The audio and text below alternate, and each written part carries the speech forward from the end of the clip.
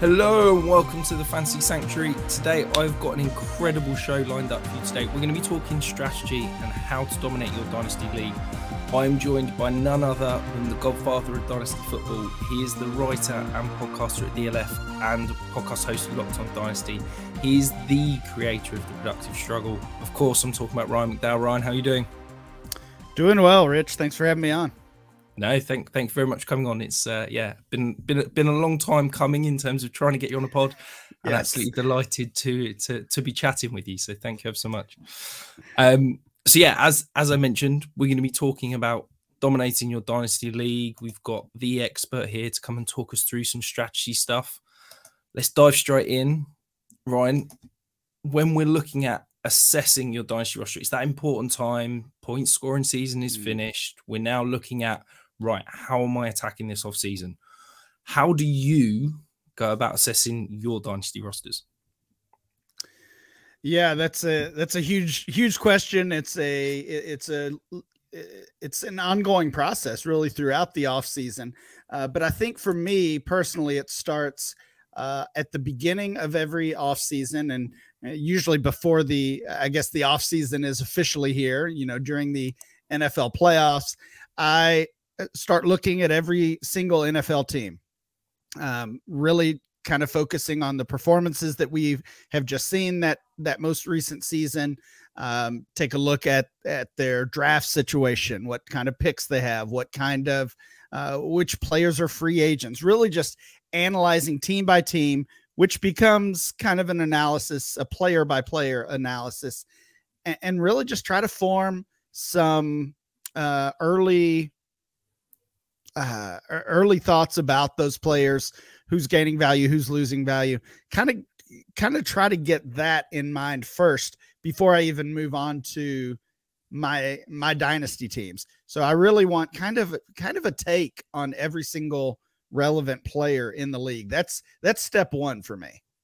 And how are you managing that? Have you got a notebook that you're noting those down? Have you got like a Google Doc, or are you keeping everything up in your head?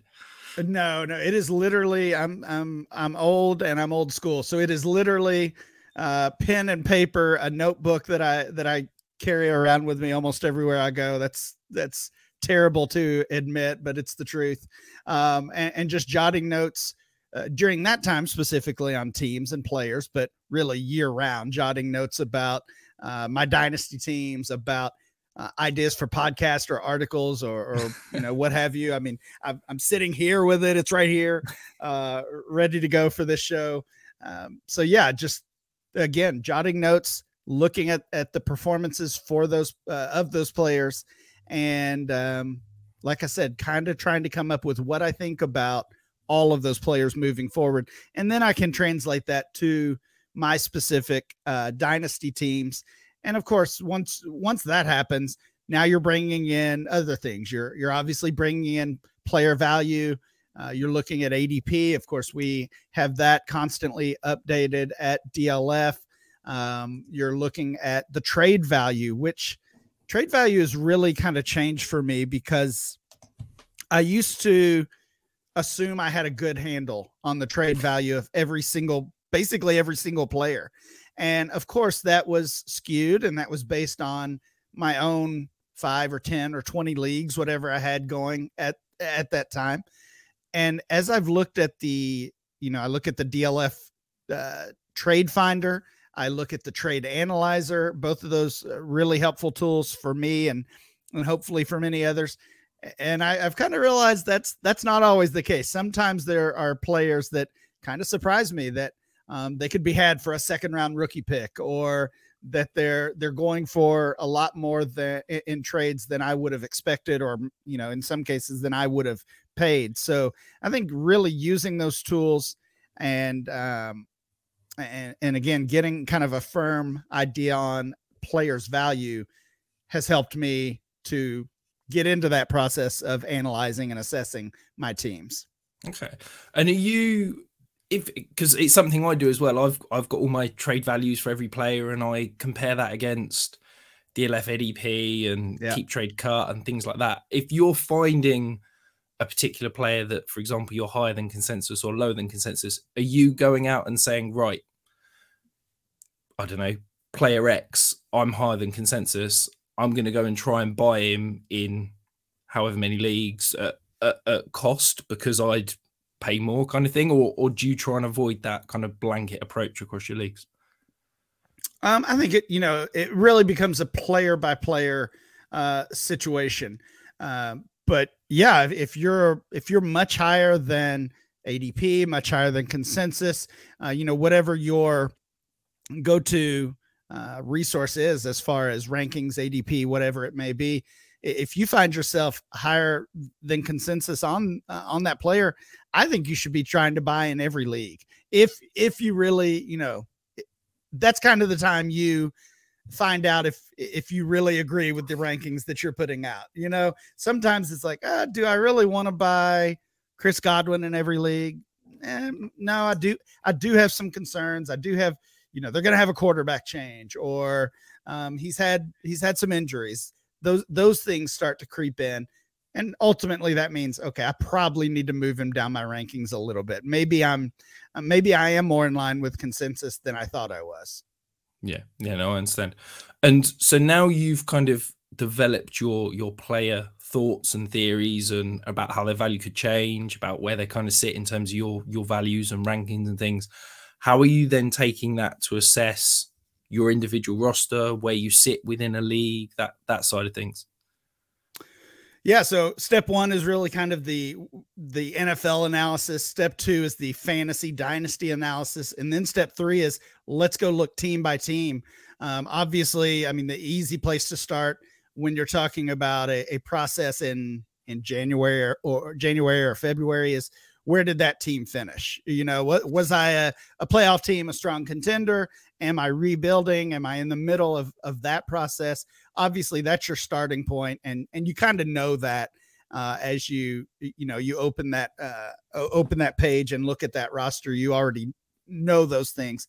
So I look position by position. Where are those spots that either that have already been a weakness or that I anticipate being a weakness, right? So you might have been in good shape at quarterback last year with Tua, Tom Brady, and whoever, and now they're Brady's gone and Tua has these question marks, and suddenly you went from a if not a strength, maybe just getting by, and now that's going to be a weakness that obviously you would want to address. And once you kind of go through each position of your team, then I think you have to decide when you want to address that.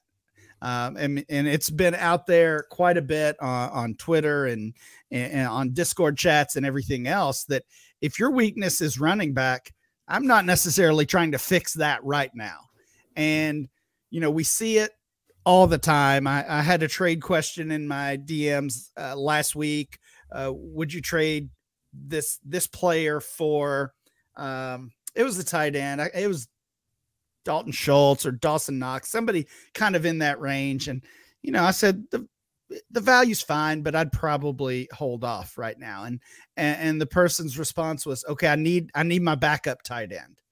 And, you don't need a backup tight end in March. You just don't.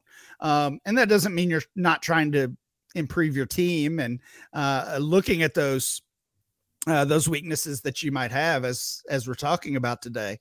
But we shouldn't feel that need to address specific positions that way. Like, I have to get this backup tight end or my RB3. Like, you're going to have some opportunities throughout a long off season to figure this out. And, you don't always want to take that first opportunity that comes along. Yeah, absolutely. I love that point. And I think it's something that doesn't get talked about enough. I think people obsess about that starting lineup and attacking certain points. It was really interesting. We actually had a discussion today in the DLF Discord about, there was somebody asked about a trade of, should I trade the 103 for Drake London and the 110? And they were kind of weak at quarterback. And I was saying, yeah, absolutely, go and get Drake London and the 110, because to me, that's the value play. Yes, you need a quarterback, but you can address that at some point in the next 6 months before you have to start scoring points. And a few other people were going, oh, but QB needy, go and get the 103. And it was an interesting conversation and very friendly, and kind of went back and forth. And for me, I'm with you 100%. I want to accrue as much kind of roster value as I can. And then as we get to that point, August, September, that's when I can, start tweaking my roster. And if I need to go and get a 1-year fill-in at quarterback, I can do that. But I'm always looking to accrue as much overall value as possible across the entire spectrum of positions and players as such. Absolutely. Absolutely. Totally agree. So diving in then, you touched on it, sort of attacking your weak spots. If you've got a glaring hole, I know you said it depends on what the hole is as to when you're attacking it. Is there a particular way you want to attack it? Is there a particular move you're looking to address that position, or? Well, I mean, I think most dynasty managers have two paths to that in general, right? You can make a trade, or you can wait for the rookie draft. And some leagues, of course, have rookie and free agent draft or what have you. But before you make either of those moves, you know your weaknesses, but you also need to know your strengths. You have to know what your assets are. That might be a ton of draft picks that you're going to be willing to move. It might be an excess at another position where you're looking for some balance. So kind of know what your capital is to get a deal done, or to if you are going the draft route, just again, know your assets, know what you're dealing with there. Honestly, in a lot of my leagues, they are auction and contract, and they have a lot of pieces to them. So fortunately, in those leagues, I'm not limited to draft or trade. I've got some other methods to go, which really kind of makes it easier, I guess. But again, you've got to look at the rookie draft class. You have to try to basically what you just did for your entire team of analyzing strengths and weaknesses. You almost have to do that for every other team in the league. Maybe not as in depth, or the process doesn't have to be necessarily as lengthy, but you've got to identify some strengths and weaknesses of your trade partners as well. Because, if your weakness is a starting quarterback in a super flex league, and you're hitting up the team that has one good quarterback, that's probably not going to go your way. So you've got to recognize that if you're going the trade route. And then I don't think we ever, as far as drafts, I know we'll get into rookie drafts a little bit more, but I just never want to draft for need. So in the example you were talking about there with the Drake London deal, especially in March, we're still, it's getting closer every day, but we're still weeks away from most rookie drafts happening. I don't want to say this 1.03 has to be a quarterback no matter what. You don't want to lock yourself into that position in that way. I just don't think it's, I don't think it's the best for managing your dynasty rosters. 100%. This time last year, Malik Willis was still the 101, right? So an awful lot can change in a very short space of time. Whilst you're here, though, guys, make sure you're giving us a like and a subscribe. Make sure you're following on for all the content to come. One thing I wanted to pick your brains on, Ryan, is there a different way you'd approach the different positions in terms of, I've got a hole, say, at wide receiver, or I've got a hole at running back or quarterback. Are you saying, right, at wide receiver, I've got X amount of resources, I'm going to go out and get one stud at the position because I think that's going to improve my roster? Or say at running back, are you going to say, rather than going out and acquiring one stud, I'm going to go out and get 3 or 4 potential RB2, RB3 types to try and give me a committee? Is there a particular position that you'd lean one way or the other, or not at all, or what? Yeah, I think that's a great question, because you're totally right. You can, I'm just never going to pay up for running backs. I'm just not, I will never trade for Jonathan Taylor. I don't think I have any 101 rookie picks. Unfortunately, I don't think I'm going to have Bijan Robinson on any of my dynasty teams. And I almost certainly will not be trading for him, at least anytime soon. So with running back, I'm typically just trying to piece it together. I'm basically valuing the running back position from a redraft perspective, year by year, sometimes even month by month with some of the injuries and some of the short-term performances that we see during the season. Wide receiver and quarterback in super flex leagues. Obviously those are the positions of longevity. Those are the positions that I'm willing to pay up for. And if I do have an accumulation of assets, whether that's a lot of draft picks, if I've somehow hit on a spot where maybe I have like a Kelsey and an Andrews, and you find, Pitts is not a good example because he was such a high draft pick, but if you end up with multiple tight ends, multiple quarterbacks, where you can deal from excess, then I'm willing to do that and go get those wide receivers that I can invest in and maybe have on my roster for years to come. But yeah, I mean, I think, sorry to interrupt you there. I think the position changes things, but also just the state of your team. If you feel like you're one starter away, then I'm more willing to go after those veterans. Like DeAndre Hopkins would be a great example right now. His value is dropping for a few different reasons. If you're one starter away, you feel like you just need that last guy to pair with, some young starters, reliable starters that you have, then I'm willing to kind of go that route where you might not consider him a building block in general. Okay. And does the time of year affect how much kind of resources you'd potentially, invest in a player or position? Would you feel more comfortable paying multiple future firsts for a potential superstar more likely now, or would you rather wait until August, September, maybe pay a little bit more, but have that little bit more security because you're close to the year and there's no potential for a lot to change, quite frankly? Yeah, again, it depends on position. I asked a question on Twitter today. Who are the running backs right now that you would feel comfortable going out and targeting and really not fear any kind of risk or issue with it?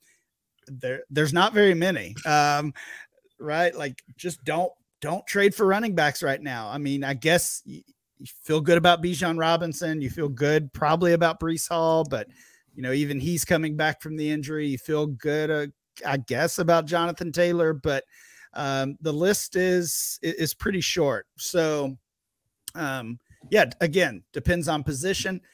If I can get a young star, that cornerstone wide receiver, to me, it doesn't matter what time of year, right? Like, okay. If I feel comfortable with that player, same at quarterback, I'm doing that regardless. As far as the time, I guess I kind of hit on it a little bit with the Hopkins example. We all know that this time of year, veterans are losing value, whether they should be or not, right? Their value is going down. Rookie picks, young players, even those who are haven't really necessarily shown anything on the field, those players are gaining value simply because of their age. And, maybe a little bit of that dating back to productive struggle is my fault, but there's a lot of ageist out there, and I'm probably one of them, but I'm also trying to take advantage of that right now. I've seen questions on Twitter. Should I trade a late first rounder for Devontae Adams?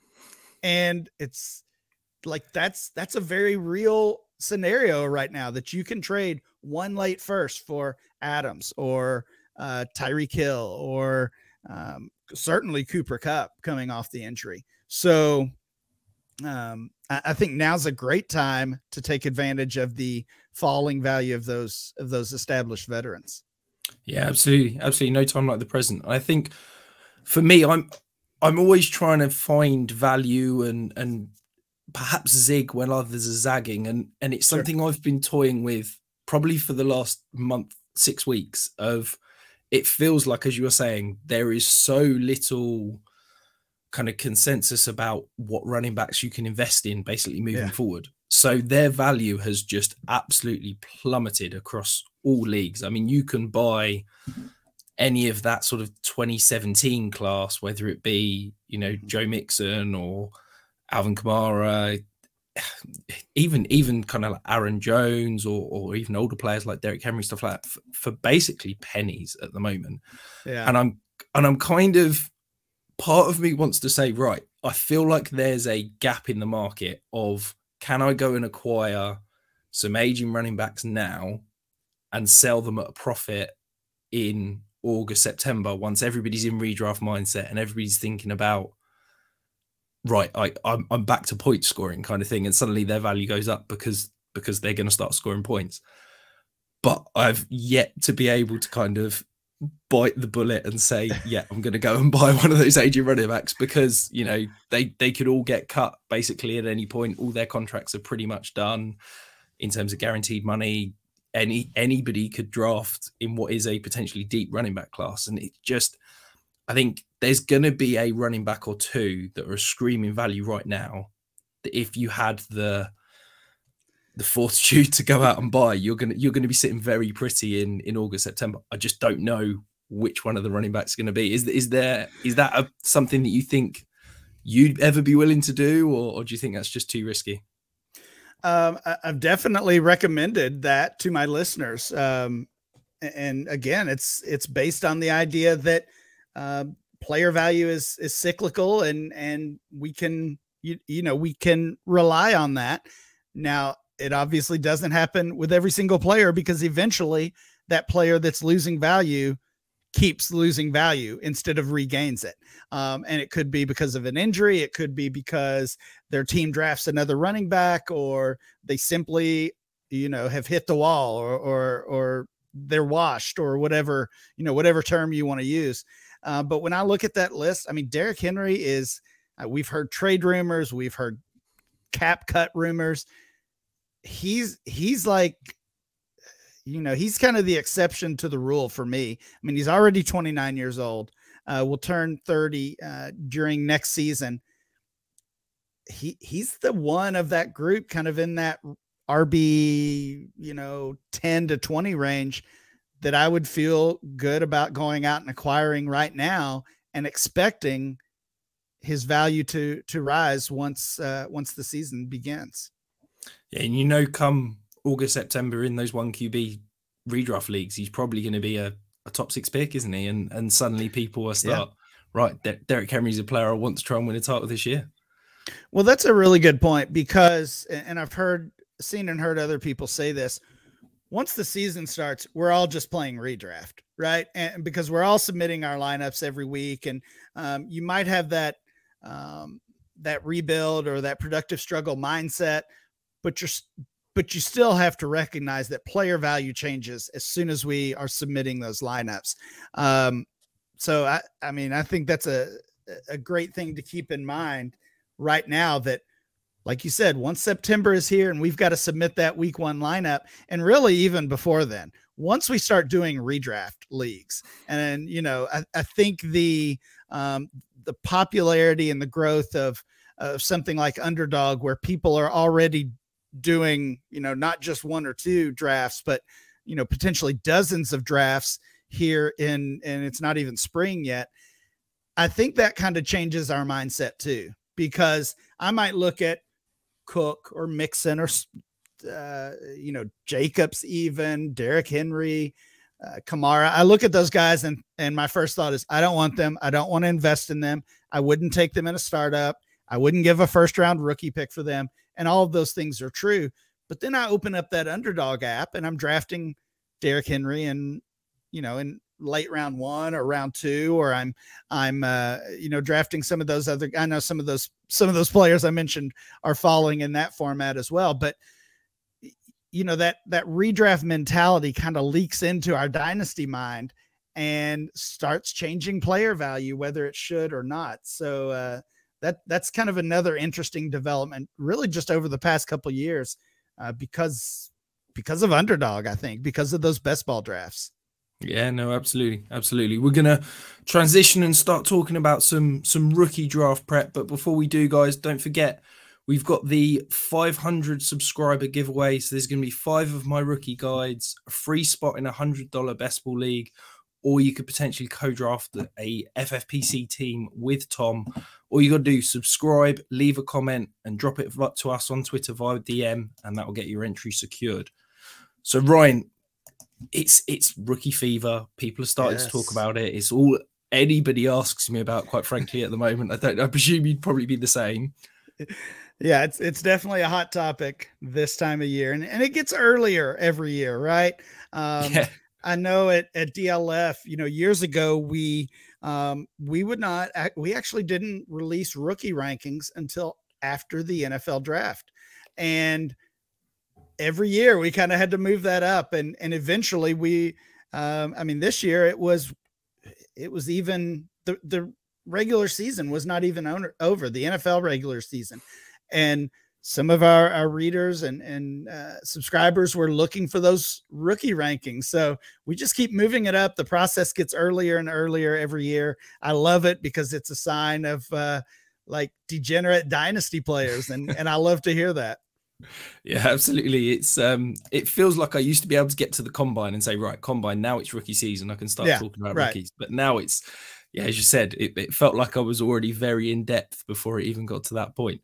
But as we're approaching those rookie drafts, how are you doing anything in particular, I guess, as a general rule to kind of evaluate rookies, get your head around what sort of players you're liking, more than consensus, less than consensus? How do you kind of build that process?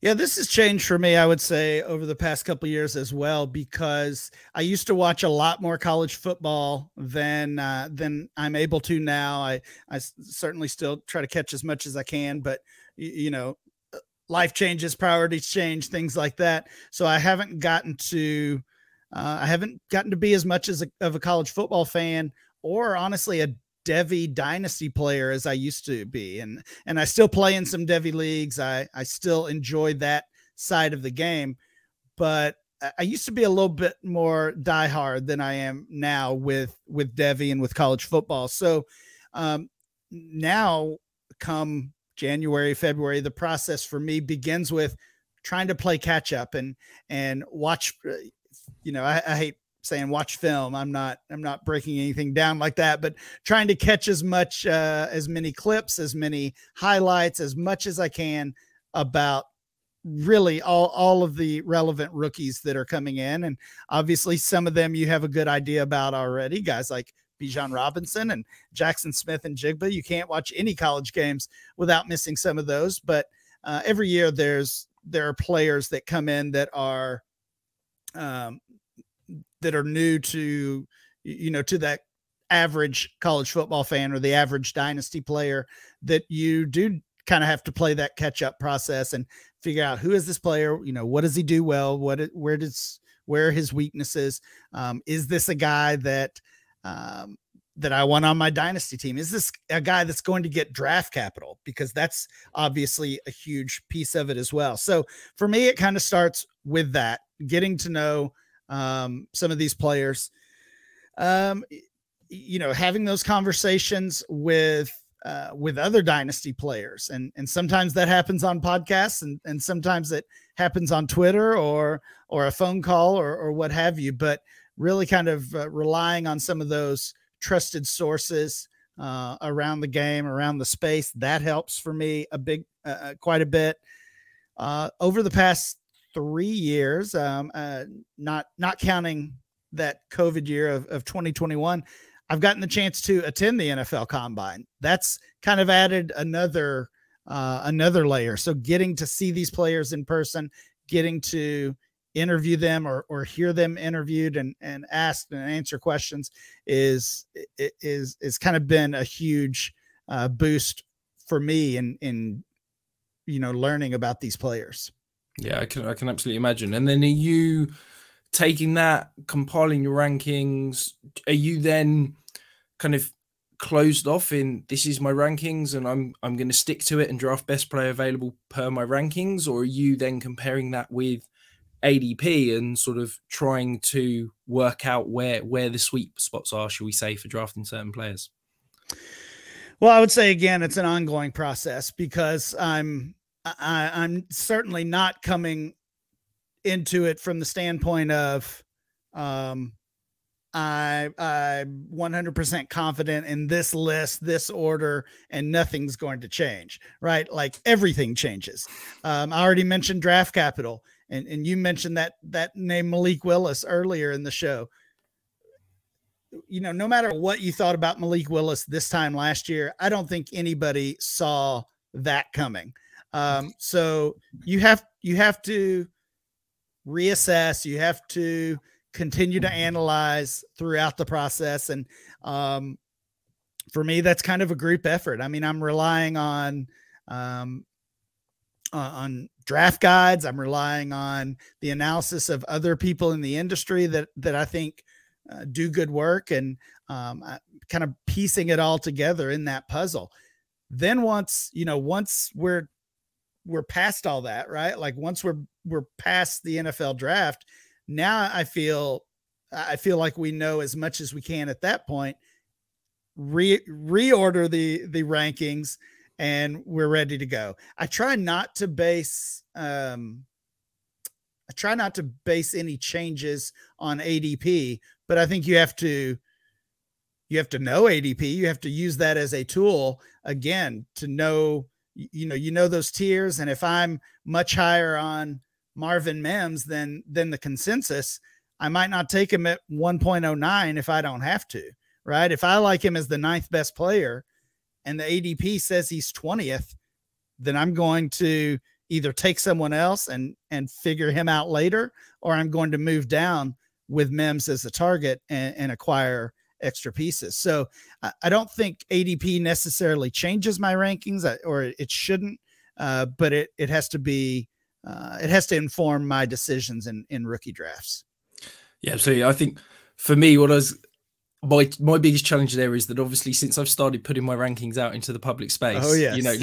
Last year, for example, Chris Olave, I think he was my wide receiver 1 or 2. I had him 3rd, 4th overall in the Superflex League, but he was ADP going kind of 7 or 8. So I was thinking, right, I'm at 3. I can trade back to 5 and still get Chris Olave and maybe another asset. And everybody in the league knew that I was thinking that exact same thing, and we're taking him before I could get him. So I find that, yeah, the fact that rankings are now in a public space, it's certainly made those sort of things much harder.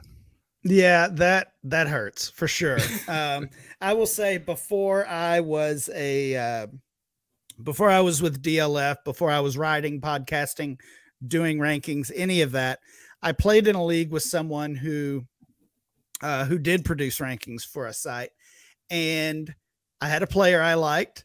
It was the perfect situation where this other dynasty manager was right in front of me. I check his rankings. He's very low on the player. And I felt confident. I didn't need to trade up. I was going to get my guy, and he took my guy. And then literally the next day I went to look at those rankings again, and he had moved him way up the rankings. So obviously that was kind of a tough spot. I never wanted to do that to anybody. I mean, I feel like whether you're paying for DLF, whether you're paying for someone's Patreon, whether you're listening, taking time out of your day to listen to a podcast, we've got to present the best information we can. And if that means, it hurts us in leagues where we play with people, then that's just kind of how it is sometimes. Yeah, so to be honest, I really like it when I'm in a league and people are telling me who I'm going to draft, and it's like, yeah, you guys know who I'm going to draft, but I'm still going to draft them because I'm just going to do what I said.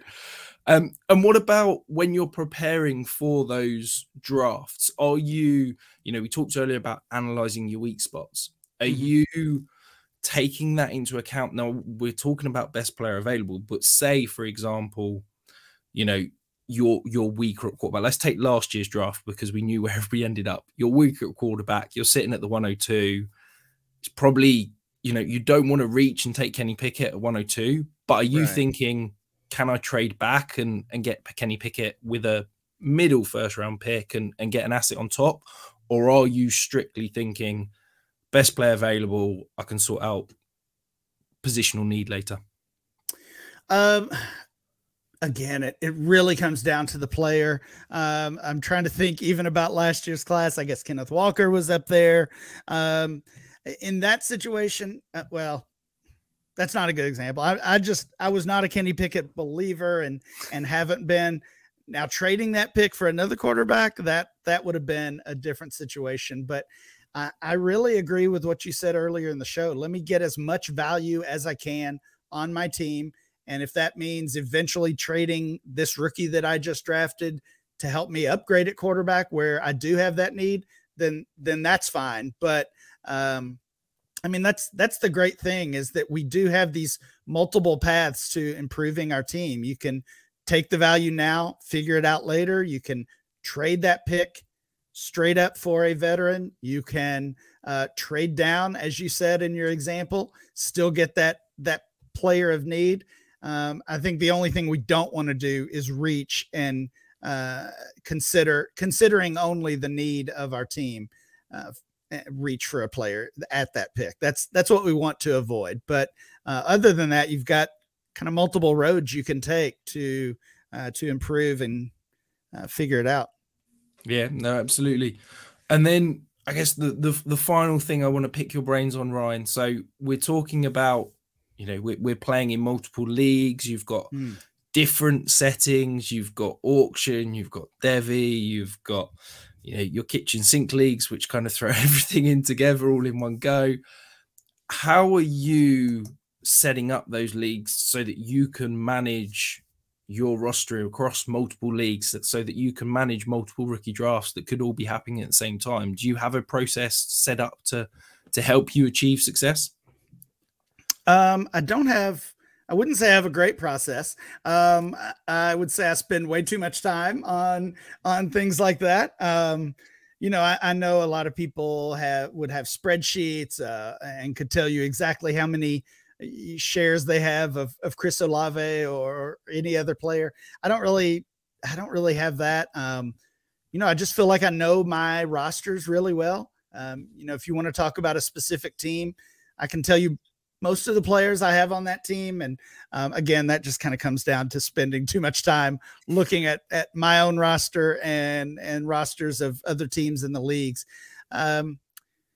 But yeah, I mean, it certainly gets messy. I do try to play in leagues that are mostly the same or similar. You mentioned kitchen sink. I started the first kitchen sink league 10 years ago or more maybe, and was a format I really enjoyed. So I made more like that. And, now I think I'm down to probably about 10 dynasty leagues and half of them are kitchen sinks. So I think variety is fun for sure. But as far as managing multiple leagues, if you're in leagues that are very similar, obviously that's going to make that process easier. And do you find, because you're kind of in similar leagues, do you find you're with similar people and therefore the values and that kind of thing makes life easier? If you see somebody go for a value in one league and think, oh, that's quite cheap, I might go and buy him in a similar league elsewhere because of that. Do you find that helps? Yeah, I think so. And, it really comes down to those relationships and that helps to play in leagues with a lot of the same people. You're having that communication, whether it's on Twitter, on Slack, on, a Discord, whatever it might be, you're communicating with these people, routinely, regularly, and kind of building those relationships. So when it's time to trade, you've already got this open path of communication. And honestly, you probably kind of already know what that other manager, what they're going to want in trade, what their needs are, and really just how they are to deal with in general. Yeah. Do you find that kind of open communication enables you to get more trades done, to get that kind of proactive nature of a league. Because I think the biggest question I get asked by, whether it be in Twitter DMs or things like that, is about inactive leagues, no one in this league trades, that kind of thing. And my response is always start conversations with everybody, because I think that for me is the easiest way to open dialogues and get trades done. Do you think that's a really big part of it for you? Yeah, I totally agree. Start conversations. And the other thing I would say is send offers. You know, I'm in some of those leagues that sometimes, especially this time of year, feel like they're dead. There's nothing going on. And, you know, then you get that email or that notification that a trade has gone through and you feel like you've missed out. And, you know, Sean Siegel of RotoViz had a great quote one time on the Dynasty Blueprint podcast when he was a guest with us. And I'm going to probably botch it, but essentially he said, every time a trade is made in your Dynasty league that you're not a part of, your chances of winning a championship just got worse, because somebody and potentially both sides just improved their team and got one step closer to winning a league title, and you didn't. So not only have that open communication with people and build those relationships, but send trade offers, be active. You know, if you feel like the league is dead, do something about it. Try to add some energy, some activity to that league. Yeah, absolutely. I remember listening to that episode and took very you know, strong thoughts away from that. And it comes back to something I've heard you say multiple times on different platforms and things about, you know, the best way to be good at Dynasty is to outwork people. And whether that be waiver wire claims, whether that be, you know, communicating with people, sending trade offers, doing research, tends to be the more active people that make those transactions, that are reaching out to people and having those conversations, tend to be the people that are succeeding and winning leagues, quite frankly.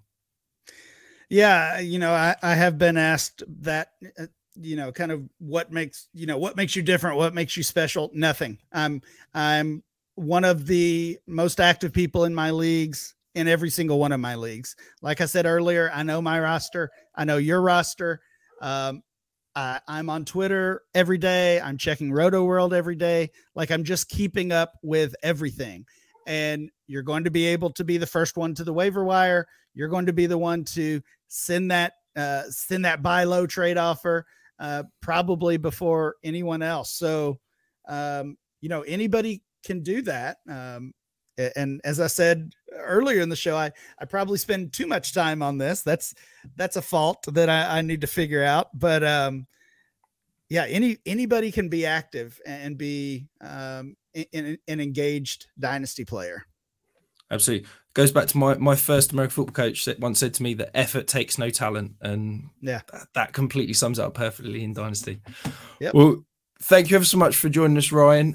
Before everybody disappears, make sure you're liking and subscribing, following on. We've got plenty more content coming over the next few weeks as we approach rookie season.